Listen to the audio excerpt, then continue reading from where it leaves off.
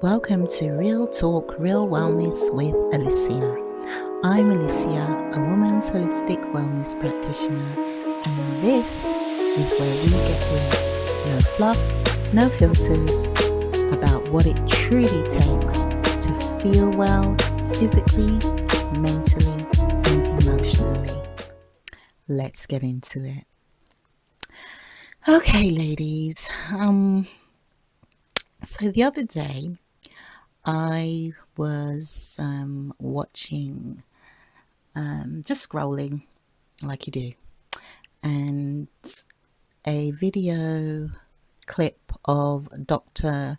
Caroline Leaf popped up, and if you don't know who Caroline Leaf is, Dr. Caroline Leaf is, honestly, you need to get to know her.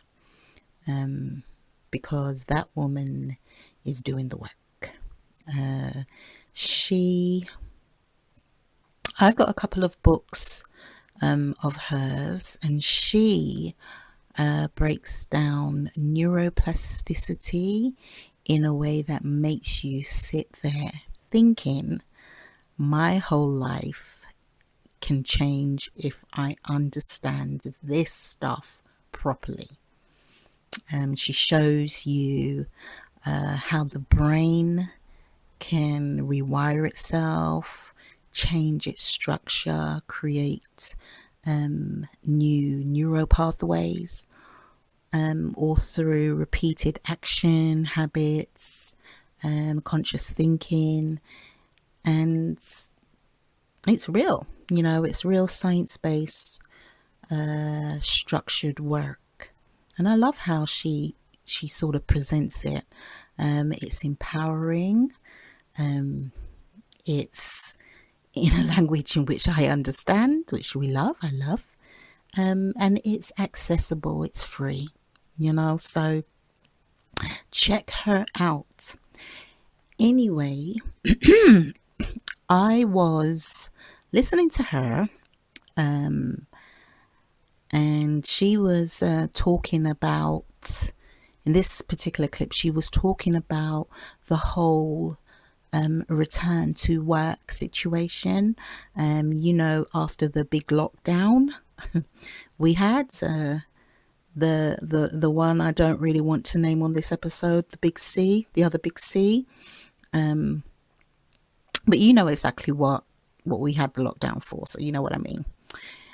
She was explaining how people are being called back into the workplace now, and the impact that is having on families, and especially on women, mentally, emotionally, and logistically. And when you're listening to someone and you sort of drift off somewhere else, well, that was me. My mind drifted straight into this soft life thing. Don't know why. And well, I do know why. It's connected. But it drifted off into this soft life conversation that's been floating around everywhere online, because it's interesting. On one hand, we've got women being pulled back into high pressure environments, long commutes, rising living costs, juggling home life, caring roles, and all the added emotional labor of it all. And on the other hand, we've got soft life videos, the matcha latte, the 10 a.m. Pilates, the slow, gentle mornings with perfect lighting and beige kitchens that look like a magazine shoot, And I'm not knocking the soft life. Don't get me wrong. I'm not knocking the soft life. Softness is a need. Ease is a human desire. Rest is a requirement. But what I don't want is for women to look at these videos and think, why doesn't my life look like that? Because what we see online is the aesthetics, the veneer, the surface of things, like a duck on the water looking smooth and unbothered and graceful, but underneath there's chaos going on. Underneath, its little legs are paddling like crazy. And that's what my mind sort of drifted to at that time. The reality behind the softness, especially the financial reality. Because let's be entirely real here. You cannot pour softness over a life that is built on financial stress. You cannot be soft if your nervous system is constantly activated. You cannot be calm if every bill makes your heart race. Your body does not allow for softness if it doesn't feel safe. And that's just the reality of it, and I need to say this clearly now, all right, before I move on, because I want to be responsible here with what I share. So this is not financial advice. I'm not a financial advisor. I'm not speaking on financial matters. I'm speaking from a holistic wellness, nervous system, emotional well-being perspective. That I can speak on. Now, here's what the research actually tells us about all of this. The American Psychology Association has reported repeatedly that women feel higher levels of financial stress than men. The Journal of Women's Health shows that money stress disrupts sleep, mood, inflammation, and energy, especially in women. And the nervous system doesn't know the difference between a physical threat and a financial one. It reacts the same way.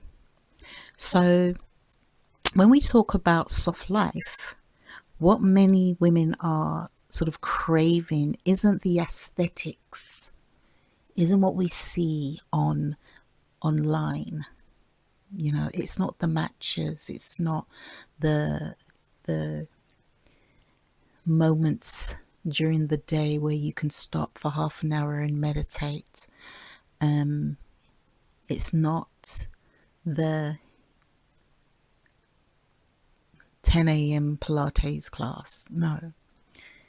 It's the feeling behind it. The feeling of calm. The feeling of being safe and held. The feeling of not being constantly overwhelmed, of not rushing, of not basically living in survival mode, However, if your financial reality is shaky, your body doesn't let you feel that, all right? And we have to acknowledge the wider context, women live in. You know, women earn less money than men generally. Black and brown women earn even less in the UK, up to 14% less, according to ONS. All right. Women are still doing the majority of unpaid caregiving. Women are carrying emotional labor that nobody acknowledges. Women hold the household structure together. And we're doing all of this during a cost of living crisis. So if soft life feels sort of far away for you, it's not because you're not doing enough, of course. It's because the system itself makes softness hard for women. But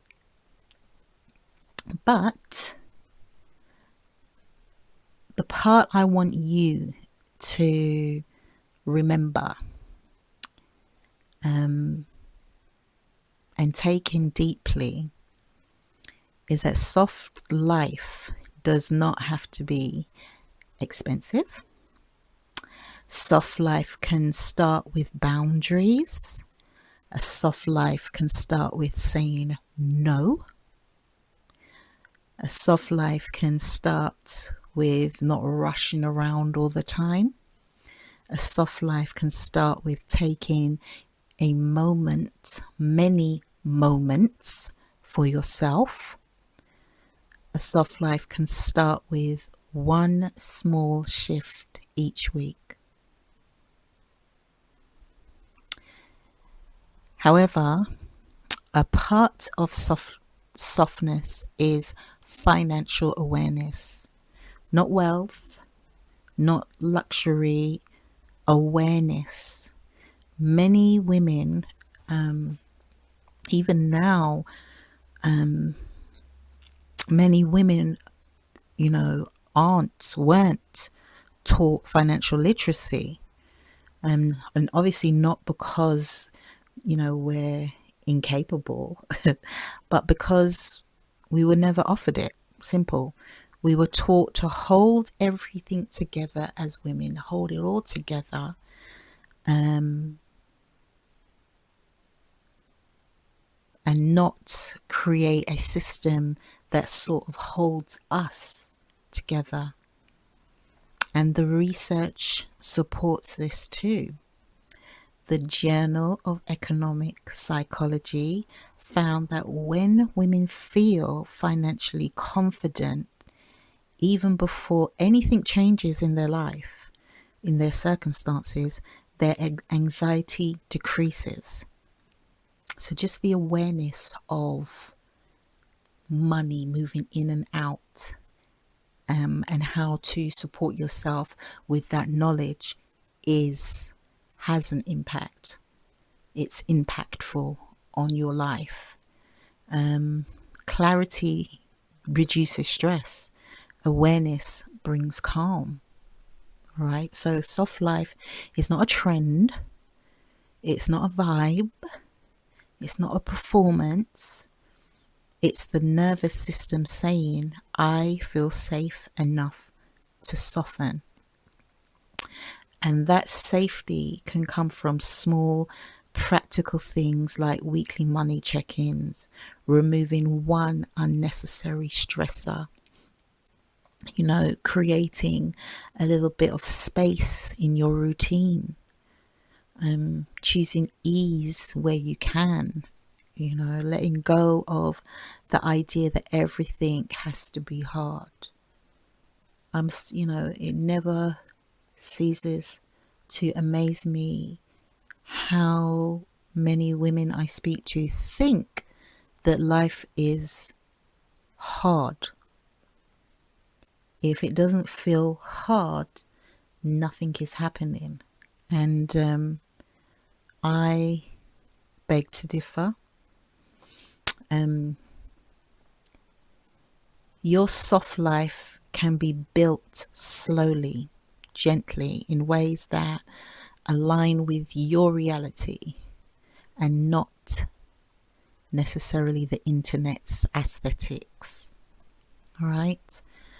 So before I close, I want to give you some journal prompts as usual, so you can sort of ground this into your own life.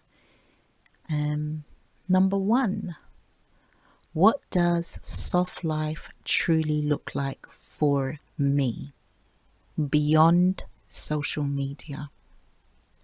Number two, where does financial stress sit in my body and how does it show up physically? Number three, what is one financial stressor I can realistically reduce this week? Number four, what does emotional financial safety mean to me as a woman? Number five, what small act of softness can I bring into my daily routine?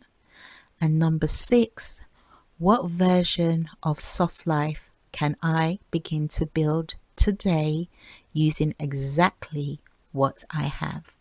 Now there's a few more than usual there, a few more than usual prompts there for you to mull over, and please share them in the comments if you want to, one or two.